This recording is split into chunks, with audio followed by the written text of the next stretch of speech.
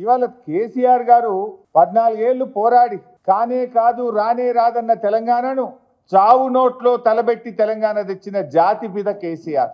కొత్త రాష్ట్రానికి ఒక దశ దిశ నిలిపిన నాయకుడు కేసీఆర్. ఆయన పట్టుకొని నువ్వు మార్చురీకి పంపాలని మాట్లాడతావా? తెలంగాణ సాధించిన జాతిపిత కేసీఆర్ చావును కోరుకునే నీకు సంస్కారం ఉందా అని నేను అడుగుతా ఉన్నా. తెలంగాణ అంటే ఈ దేశంలో ఒక గౌరవం ఉంది, ఒక ప్రతిష్ట నిలిపిండు కేసీఆర్. నీ భాష వల్ల, నీ చర్యల వల్ల, నీ విధానాల వల్ల, నీ పిచ్చి తుగ్లక్ చర్యల వల్ల ఈ రాష్ట్రం యొక్క పరువు ప్రతిష్ట మంట కలిసేటువంటి పరిస్థితి ఏర్పడతా ఉంది.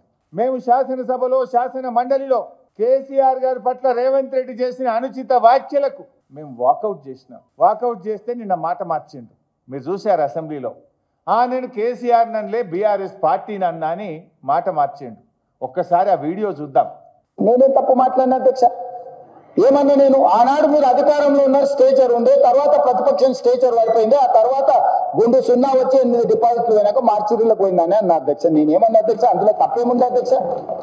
బీఆర్ఎస్ ఈ రోజు మార్చురీలో ఉందని నేను చెప్పిన అధ్యక్ష. కొంతమంది మా స్ట్రేచర్ పెద్దదని ఇంతమంది మా ఎమ్మెల్యేలు చెప్పేసిన స్ట్రేచర్ నాయన స్ట్రెచర్ మీద పోండి, స్ట్రేచర్ నాయన స్ట్రెచర్ మీద పోండి, స్ట్రెచర్ మీద నుంచి మార్చరికి పోతాడు రేపు పొద్దుగాల.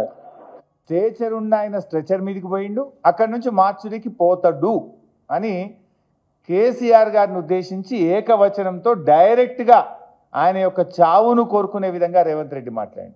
నిన్న సిగ్గు లేకుండా అసెంబ్లీలో ఏమంటాడు, మళ్ళీ మాట మార్చి నేను కేసీఆర్ని అనలేదు, బీఆర్ఎస్ పార్టీని అన్నా. ఇంతకంటే సాక్ష్యం ఇంకోటి కావాలన్నా? 24 గంటల్లోనే మాట మార్చడంలో రేవంత్ రెడ్డి మించినోడు ఇంకోడని ఉంటాడా? నీకు సిగ్గుంటే, నిజాయితీ ఉంటే క్షమాపణ చెప్పు.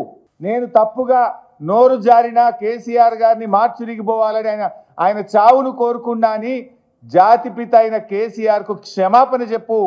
ఏమన్నా ఆయన పెద్ద మనసుతో నిన్ను క్షమిస్తాడు, ప్రజలు క్షమిస్తారు నిన్ను. ఇలా కేసీఆర్ అంటే ఒక వ్యక్తి కాదు, తెలంగాణ రాష్ట్రాన్ని సాధించిన 4 కోట్ల ప్రజల కలలను నిజం చేసిన స్వప్నికుడు. నువ్వు ఆయన పట్టుకొని ఆ రకమైన భాష మాట్లాడుతావు. నేనేమంటాడు, మళ్ళా మాట మార్చేసిండు. మాట మార్చి నేను అట్లా అన్నానా అని నిన్న మాట్లాడే ప్రయత్నం చేసిండు.